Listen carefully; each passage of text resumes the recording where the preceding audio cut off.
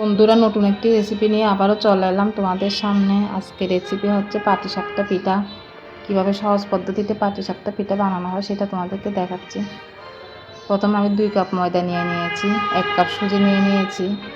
এখন এগুলো ভালো মতো চামচ সাহায্যে মিশিয়ে নিচ্ছি। এখন আমি লবণ দিয়ে দিয়েছি পরিমাণ মতো, তোমরা পরিমাণ মতো লবণ দিয়ে দিবে। আমি চিনি দিয়ে দিয়েছি 2 চামচ। এরপর আবারও এগুলো মিশিয়ে নিব ভালো মতো। এখন আমি আগে থেকে একটা ডিম ফেটে কাপে নিয়ে নিয়েছি। এখন এটা এগুলোর সাথে মিশিয়ে নিচ্ছি।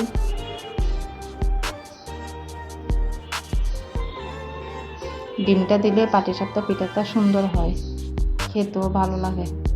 এখন আমি জল দিয়ে দিয়েছি।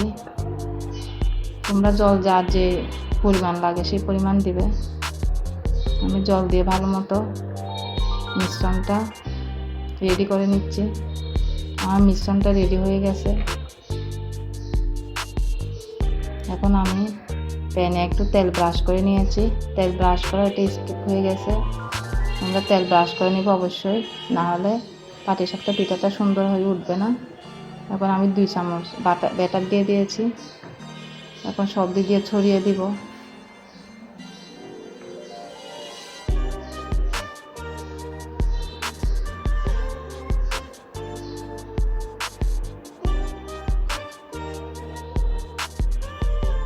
এখন আমি ঢাকনা দিয়ে দিব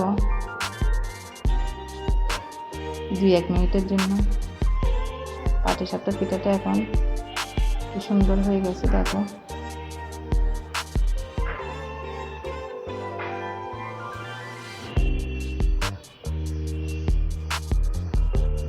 এভাবে সব পিঠাগুলো আমি এক এক করে বানিয়ে নেব।